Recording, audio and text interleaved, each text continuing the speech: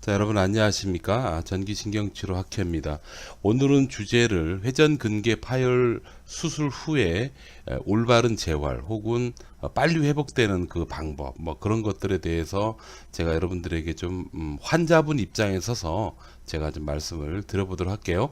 모든 근거는 실제 임상에서 수술하고 오신 환자분들을 접하는 입장에 서서 여러분들이 뭐가 불편한지도 좀 말씀을 좀 드려보도록 하겠습니다. 오늘 영상은 제가 두 개의 영상 라이브로 방송을 했어요. 제가 라이브로 방송한 내용입니다. 이게 페이스북에서 제가 했는데요.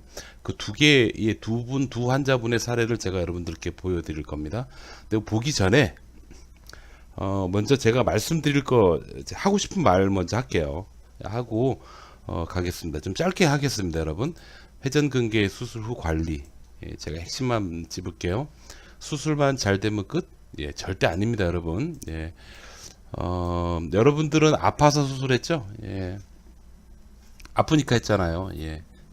어떤 분들은 별로 아프지도 않는데 앞으로 이제 팔을 못 쓸 가능성이 있기 때문에 수술을 했다. 그러니까 수술 권유를 받았고 그 말을 듣고 수술을 했다라는 얘기를 하는데요.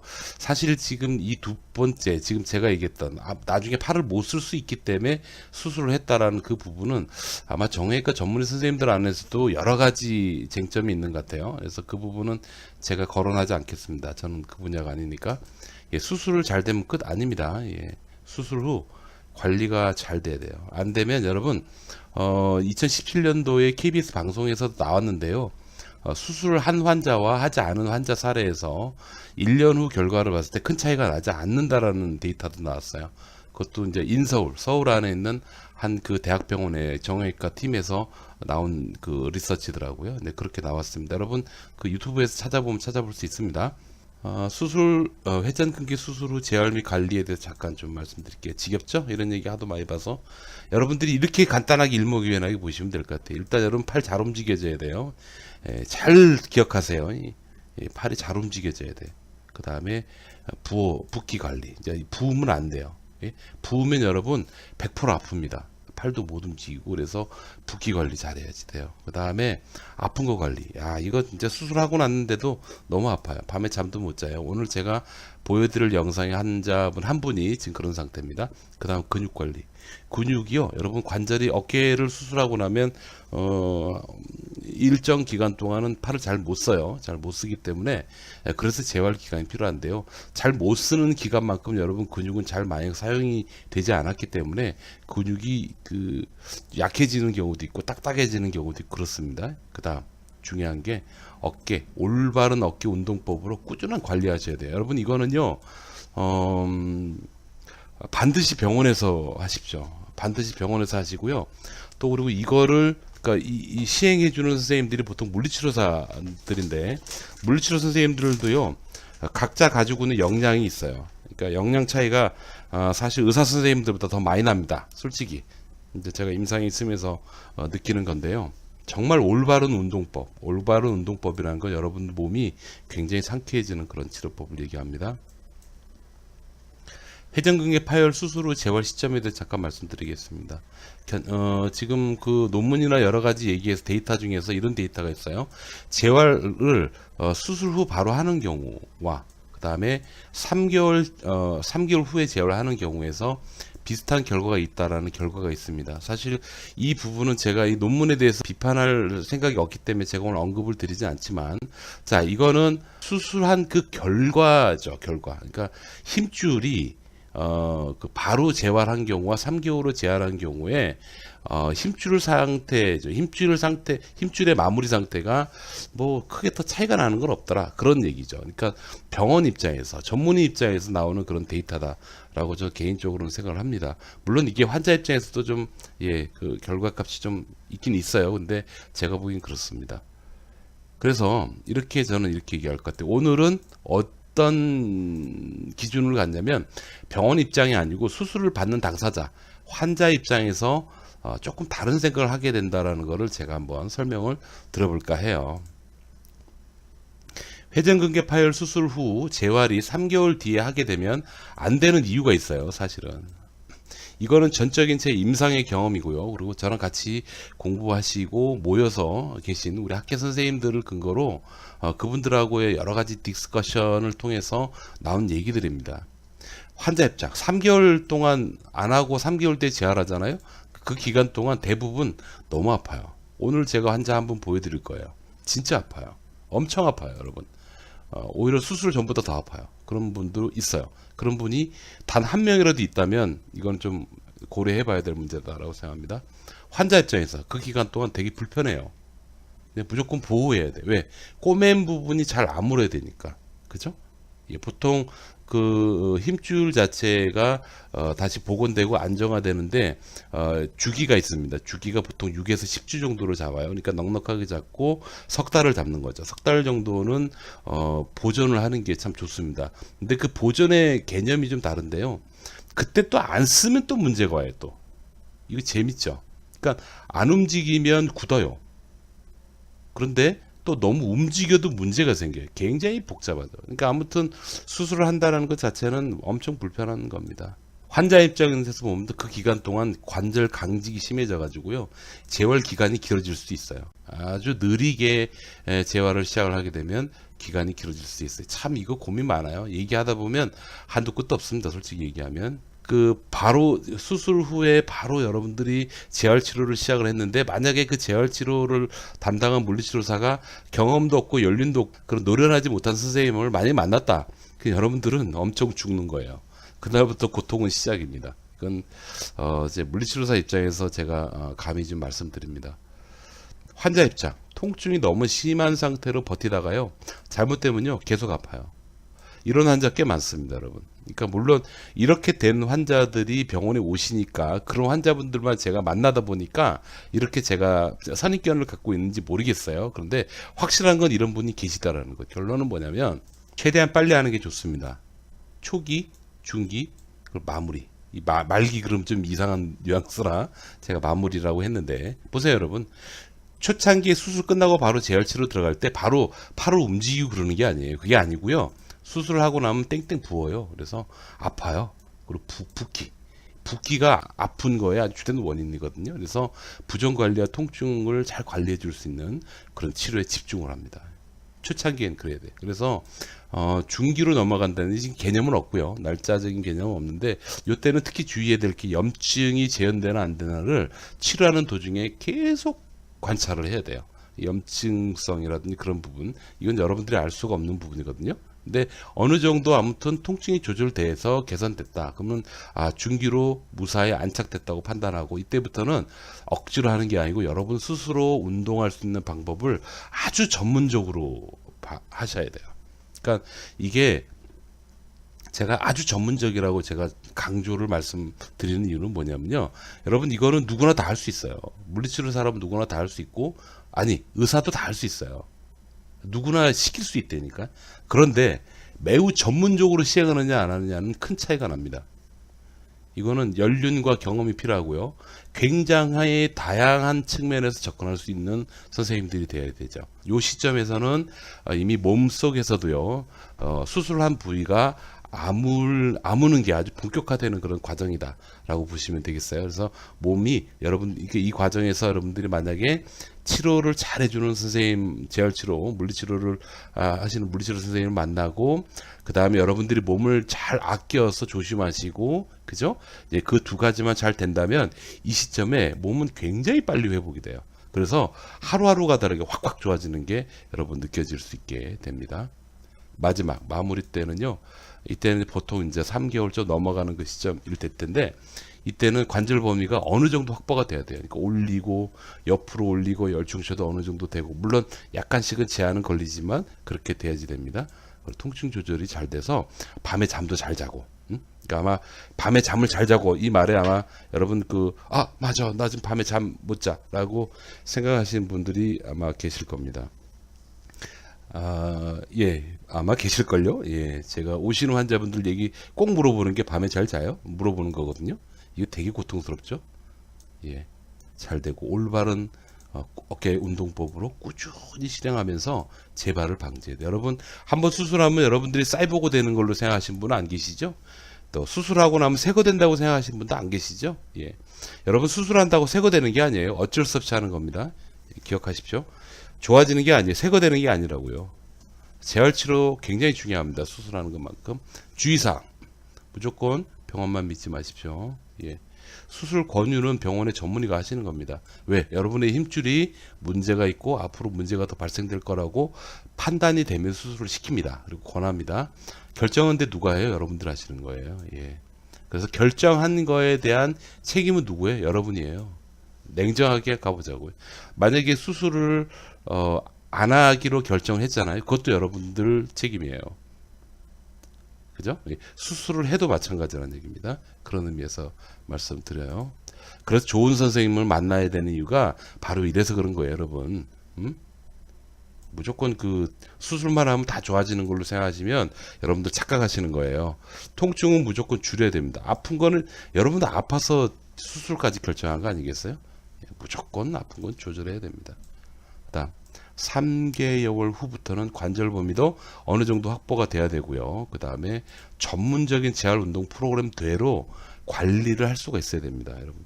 여기도 제가 또 뭐가 나왔어요? 전문적인 거를 다른 걸로 한번 해석해 보시면 되겠다.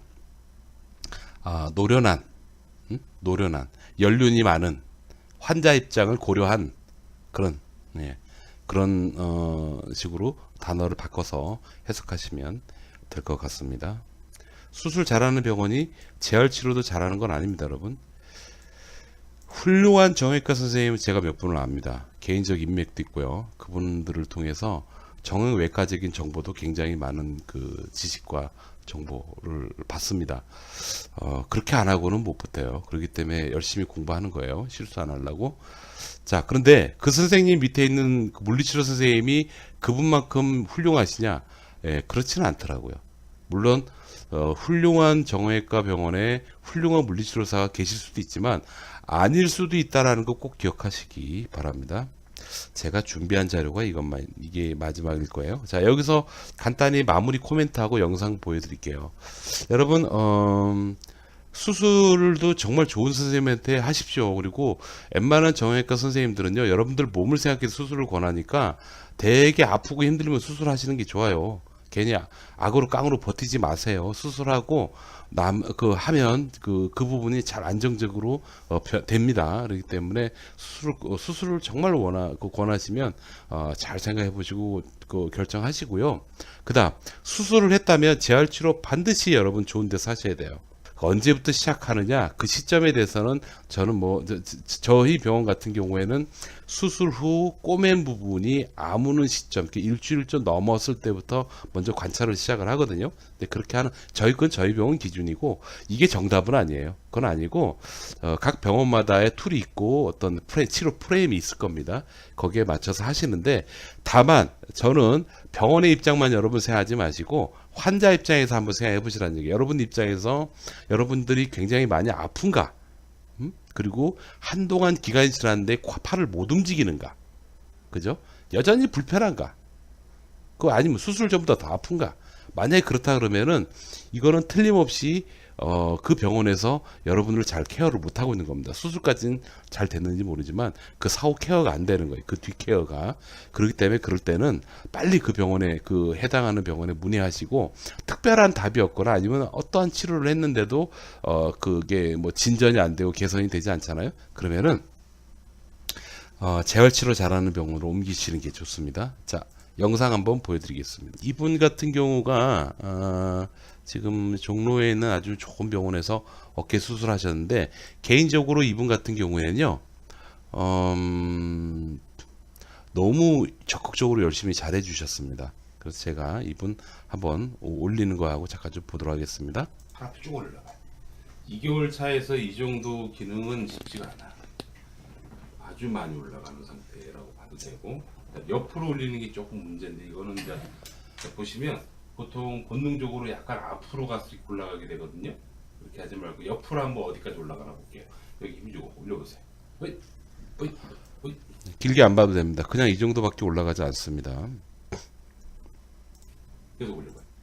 자, 이분 같은 경우에 뭔가 치료를 했는데요. 이미 중기라고 해서 중간 단계는 이미 지나신 분이에요. 그래서 여러 가지로 그 능동적 운동과 그 다음에 약간씩 저희가 꺾어주는 거, 그 다음에 통증 관리를 동시에 다 할 수 있는데요. 제가 이분한테 감히 장담을 했어요. 이분의 성향상 정말 열심히 하시는 분이기 때문에 제가 보기에 저희 병원에서 한 달 안 갑니다. 이제 한 달도 채 안 돼서 아주 편안해질 거예요. 지금 밤에 주무실 때도 살짝 불편하다고 말씀을 하시는데 아무튼 그렇게 됩니다. 그래서 이렇게 하고 나면 아주 기능적으로 크게 뭐 썩 좋아지진 않았는데 들어보시죠. 자, 팔 앞으로 올려봐요. 기분이 어떠신가 보죠. 좋아요. 부드럽죠? 네. 많이 부드러울 거예요. 네. 마음껏 느껴보시고 그 다음에 옆으로 한번 가볼 거거든. 옆도 아 이쁘다. 지금 계속 올려봐요. 용감하게 더. 자, 지금 이 상태를 보시면요, 여러분.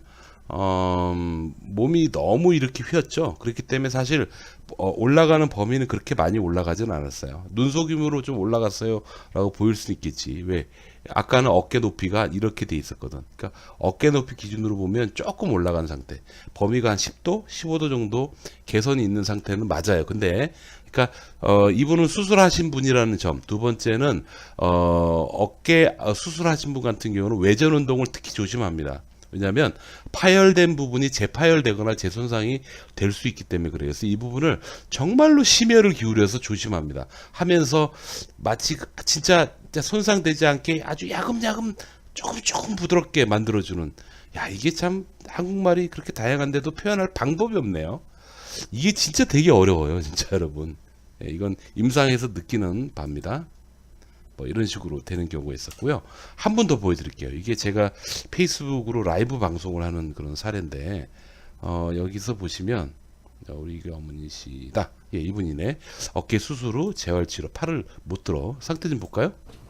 내려보시고 지금 팔이 이거 올린 거예요, 이게. 다시 올리시고. 팔 올라가는 게 보이세요, 여러분? 지금 저게 팔을 올리는 겁니다, 앞으로. 예? 지금 팔을 좀 올린 거예요. 얼마나 힘드시겠어요. 밤에 잠을 못 주무신다니까. 이 팔 옆으로 올라가는 거 보실까요? 이거 올린 겁니다. 방금 이게 올린 거예요. 아, 이분은 말 그대로 초기죠. 그러니까 그 수술 후 재활치료 초기 시작되는 그런 분이다라고 보면 되겠어요.